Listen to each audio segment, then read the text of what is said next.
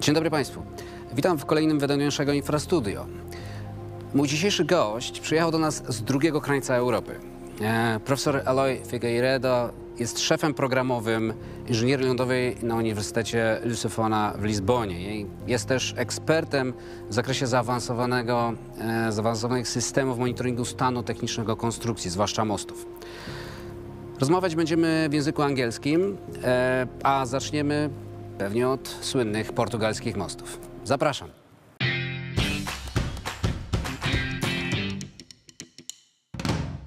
Hello, Eloi. Hi, Marek. Thank you for the invitation. It's really a pleasure to be here. Me too. Eloi, thank you so much for agreeing to participate in my program.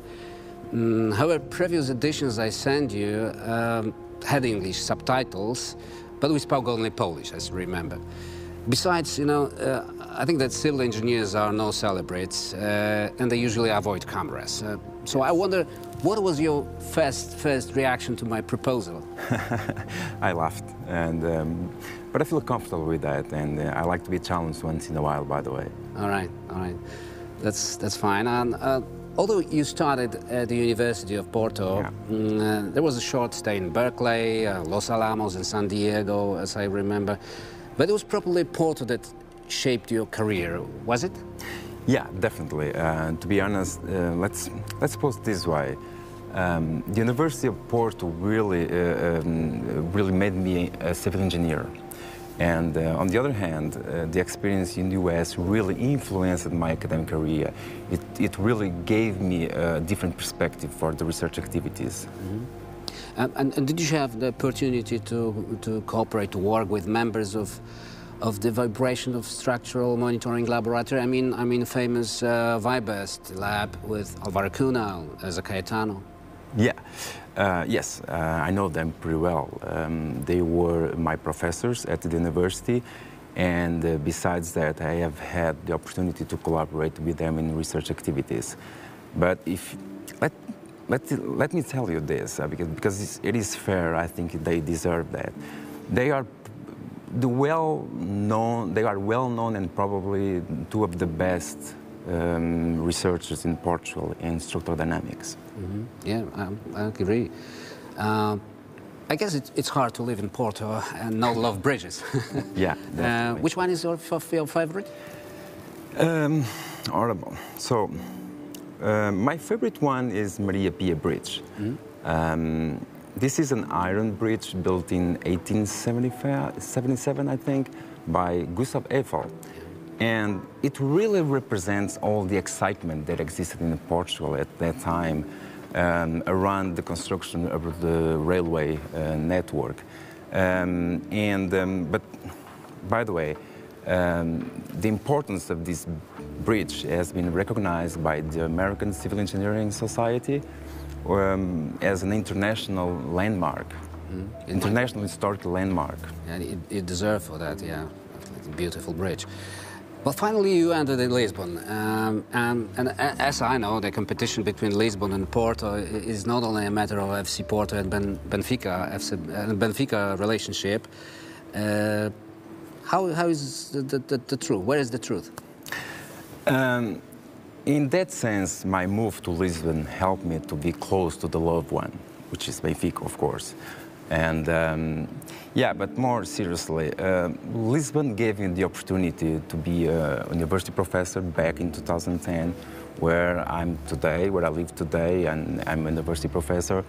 And I'm also the head of a senior university in Lisbon at Parque das Nações in order to promote the human welfare.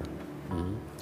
Lisbon also has its monumental bridges, and which one would you indicate as the most important? The 25 de Abril bridge, definitely. It stands as a symbol to the city. Mm-hmm. Can you really imagine San Francisco without the Golden Gate Bridge, or even Paris without the Eiffel Tower? No, I can't. I mean, I don't think so. Yeah. So everyone who comes to Portugal admires not only beautiful cathedrals, castles, but also bridges. I used to wonder why they are they were so elegant and slim. Not all of them can be the work of brilliant Professor Edgar Cardozo. Yeah. So we have had the luck to come up with the brilliant bridge designers like Armando Rito, who actually worked with Edgar Cardozo in the beginning of this career. Or maybe it's the courage and the romantic desire to discover new lands. You know, I've always wanted to ask this question to some Portuguese. Yeah. Can you find something in yourself from famous explorers like Vasco da Gama or Magellan? Yes, it is probably part of our ego inherited from those sailors like Vasco da Gama and Magellan. You recently returned from Brazil. I remember we had the discussion before we met in Poland a few weeks ago, and you assessed some Brazilian bridges there. We will talk about this bridge later, but just tell me now if you have more such work, such cooperation with the countries which has even today the Portuguese influences. Oh yeah. Brazil and Portugal have both cultures mixed together, but more importantly, we have currently research institutions which are pushing both sides to collaborate and to perform research. In terms of the other former Portuguese colonies, I know that a lot of bridges are being built in Angola and Mozambique, like the 4 de Abril bridge. And I hope one of these days I can be part of the teams to perform bridge field testings and to evaluate the safety of those bridges. I really hope that. Before we move to the second part of our conversation today, I'd like to ask you about the Civil Research Group. I really like this form of activity.